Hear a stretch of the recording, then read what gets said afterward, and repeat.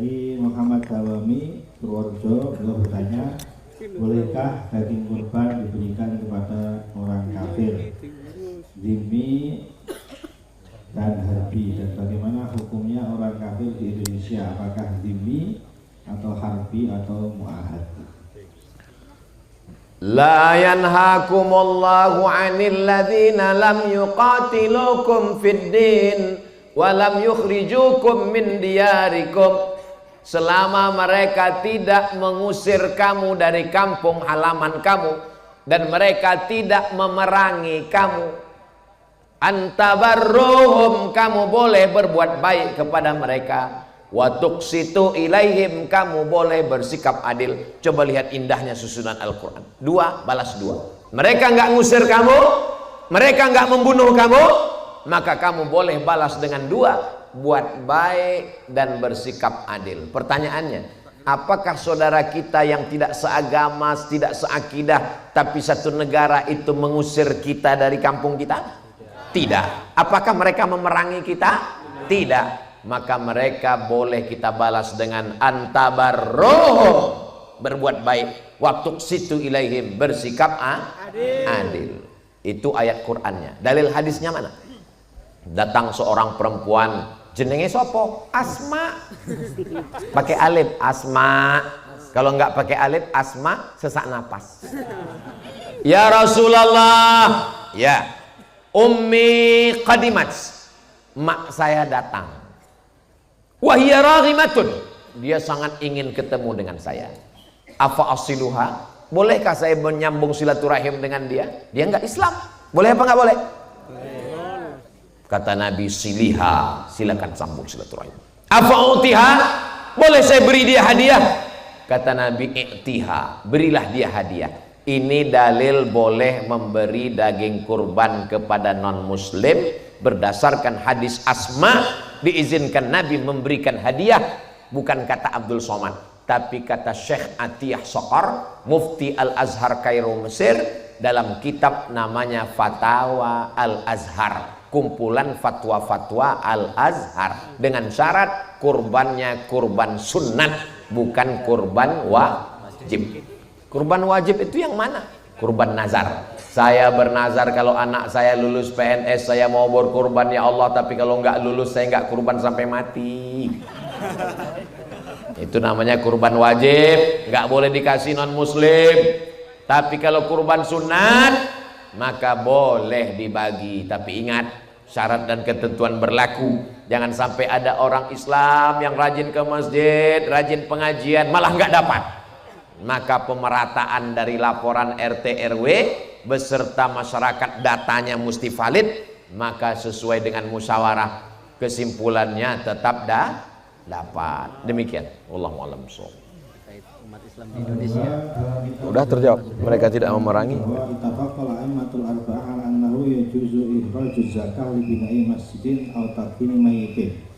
Dalam ibarat ini apa yang dimaksud zakat di sini? Apakah zakat mutlak atau zakat maliyah? Zakat mal saja. Innamas sadaqatu lil fuqara wal masakin wal amilina 'alaiha wal muallafati qulubuhum wa fir riqab wal gharimin wa fi sabilillah wa ibnis sabil. Allah. 8 asnaf tidak ada menyebut masjid, maka zakat tidak dibenarkan untuk masjid menurut 4 mazhab. Lalu kemudian yang mengatakan bisa zakat untuk masjid itu Imam Fakhruddin Ar-Razi, meninggal tahun 606 Hijrah. Dikutip pendapatnya ini oleh Syekh Atiyah Sokor dalam Fatawa Al-Azhar. Ustaz kok selalu pakai Fatawa Al-Azhar? Saya dari Al-Azhar, saya pakai Fatawa Al-Azhar. Kata beliau, berdasarkan pendapat Imam Fakhruddin Ar-Razi, subulullahi katsiratun, fisabilillah itu banyak. Fisabilillah bukan cuma untuk beli tombak, beli baju besi, beli kuda untuk perang. Maka membangun masjid juga masuk fisabilillah. Bahkan lebih lengkapnya ceritanya gini. Ini kampung, ini masjid, ini sungai, nggak ada jembatan. Maka membangun jembatan itu supaya orang kampung bisa ke masjid juga masuk fi sabilillah. Kalau nggak ada orang yang ngajar agama, maka nggak ada orang sholat. Maka menyekolahkan anak, mengirim anak ini untuk ke pondok juga masuk fi sabilillah. Itulah makanya pelajar Malaysia itu dapat uang zakat. Saya tanya kawan saya dari Malaysia, kamu dapat berapa dari rumah zakat Malaysia? 6.000 ringgit setahun. 6.000 ringgit itu berapa? Kali 3.000 rupiah, 18 juta setahun. Ustaz Somad waktu di Mesir ada dapat? Ada. Berapa? 200.000. Untuk berapa lama? Wal awal wal akhir. Pertama dan terakhir. Setelah pulang diangkat jadi duta Basnas. Enggak apa-apa, enggak sakit hati, cuman ingat aja dikit. Jadi nanti kalau ada ustadz yang ceramah mengatakan enggak bisa, berarti dia tidak memakai pendapat Imam Fakhruddin Ar-Razi. Tapi kalau ada ustadz kayak yang mengatakan bisa aja, boleh aja, karena masjid itu adalah masuk dalam fisabilillah, subulullahi katsiratun, berarti dia pakai pendapat Imam Fakhruddin Ar-Razi dari kalangan mazhab Syafi'i yang dikutip pendapat itu oleh Syekh Atiyah Saqar. Ustadz kok bisa ingat? Karena dulu ada masjid dekat rumah saya. Pembangunan masjid ini terkendala karena nggak ada dana. Judul lagunya ya dana ya dana. Lalu kemudian saya pun dipanggil sama orang pengusaha minyak goreng. Ustadz Somad, saya mau ngasih 100 juta untuk masjid, zakat boleh apa enggak? Tunggu ya Pak, nanti saya buatkan makalahnya. Saya buatkan, saya kasih. Nanti kalau ada yang nggak setuju, tolong telepon saya. Ya, sudah 10 tahun nggak ada nelpon-nelpon. Itu ceritanya tentang zakat untuk masjid. Wallahu a'lam. Yang ketiga tentang sholat sunnah witir. Dalam salah satu kajian Ustaz disebutkan niatnya itu ketika 2 rakaat awal sebelum terakhir itu disebut dengan niat sunnatas syaf'i. Nah ini yang dipertanyakan, yang kami ketahui di pondok-pondok pesantren kami diajarkan dengan niat usolli raka'ataini minal witri atau usolli muqaddimatal witri atau usolli sunnatal witri. Tidak pernah kami dengar ada istilah usolli sunnatas syaf'i. Mohon penjelasannya. Sudah dibuatkan video klarifikasinya ketika dinyatakan oleh Al-Mukarram Syekh Nuruddin Marbu Al-Banjari di bulan Ramadan kemarin.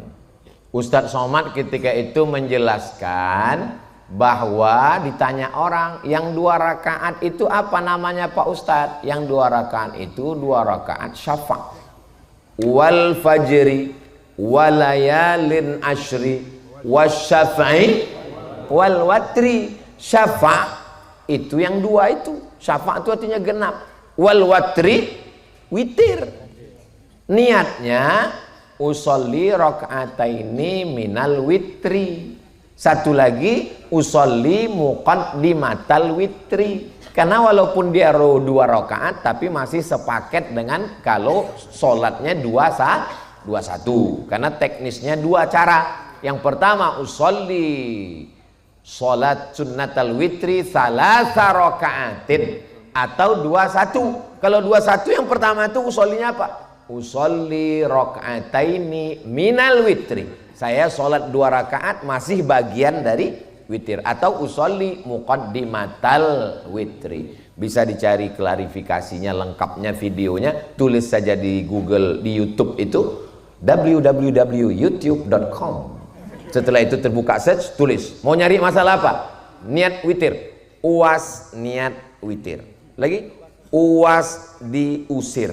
Lagi uas, tinggal cari aja, mudah. Mana tahu mau saya tadi nanti banyak. Demikian klarifikasinya.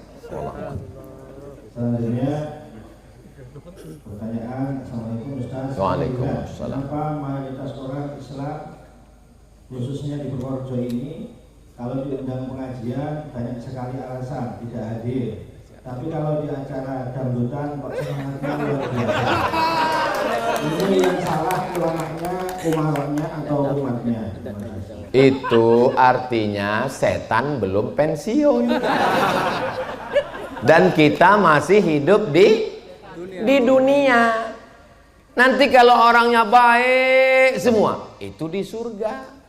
Kalau orangnya jahat semua, di neraka.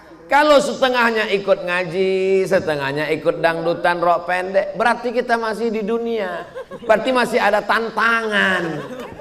Kita diajak untuk kuntum khaira ummah, kamu umat yang terbaik, ta'muruna bil ma'ruf wa tanhauna 'anil munkar. Ingat bagaimana Wali Songo berdakwah dulu. Dia tahu orang Jawa ini suka main gending, teng teng teng teng teng teng teng. Maka dibuatlah sekaten sahadatain, dibuatlah ler ilir nasumilir ta ijo royo royo nanten anyar. Itu semua dibuat ulama. Banyak irama-irama itu yang nggak pernah saya dengar di Mesir, nggak pernah saya dengar di Maroko, nggak pernah saya dengar di Sudan. Salatullah salamullah ala taha rasulillah, salatullah salamullah ala yasin habibillah, ala yasin habibillah. Jadi berdakwah melalui seni. Jadi adik-adik yang pandai buat seni, kalau dulu musabaqah tilawatil Quran, dulu musabaqah qiraatul kutub, anak-anak muda sekarang perlu buat musabaqah lagu religi. Musabaqah apa? Musabaqah vlog, TikTok syariah. Karena kalau tidak nanti anak muda ini kehilangan hiburan. Anak-anak muda ini perlu sesuatu yang fresh, yang segar. Jadi yang salah tidak ada yang salah, kita semua bersalah. Ustadz Somad juga salah. Kenapa ceramahnya marah-marah? Saya tanya tuh anak muda, kenapa kalian gak ikut pengajian? Saya sebetulnya ikut mau ngaji Pak Ustadz, tapi gimana saya mau ngaji? Ustadz Somad ceramah judulnya Malam Pertama di Alam Barzakh. Kami ingin ceramah yang ada nyanyinya, cerita tentang bagaimana dapat jodoh yang baik, bagaimana menata masa depan, bagaimana manajemen kolbu. Nah, ini jadi perlu ke depan dakwah meniru bagaimana Wali Songo dulu berdakwah dengan santun tapi sampai ke hati masyarakat. Ini menjadi beban kita bersama. Mudah-mudahan ke depan muncul ijtihad-ijtihad yang tidak melanggar syariat Islam insyaallah. Amin. Wallahu a'lam. Ada lagi pertanyaan? Saya Ustaz senang melihat kajian Ustaz di online, YouTube dan lain-lain. Tetapi ketika pertengahan mengaji pasti ada iklan yang buka aurat. Nah, itu bagaimana? Mau ngaji tapi ada iklan buka aurat, kalau tidak ngaji padahal ingin mengaji online. Mohon dijelaskan. Jadi ceritanya gini, kita punya dagangan tahu. Tahu itu halal apa haram? Halal. Haram. Tempe? Halal. Halal. Tapi tempat jualannya yang punya ini tidak 100% muslim. Jadi numpang kios. Numpang kios, di depan kiosnya itu ada gambar orang pakai baju nggak menutup aurat. Kenapa kita mesti pakai YouTube? Karena kita belum punya YouTube syariah. Tapi kalau ada di antara anak muda kita ini datang nanti alumni dari Jepang, walaupun otaknya Jepang tapi hatinya tetap la ilaha illallah Muhammad Rasulullah, bebas iklan, bebas rok pendek, maka untuk sementara ini kita pakai wasilah ini. Kalau ada yang begitu-gitu lewatkan, kan Rasul, lewatkan, mencet lewatkan, jangan diulang lagi, lewatkan. Nah, paham? Jelas? Jadi itu di luar kendali kita karena mereka memasukkan iklan, jadi kita lewatkan aja atau tutup mata.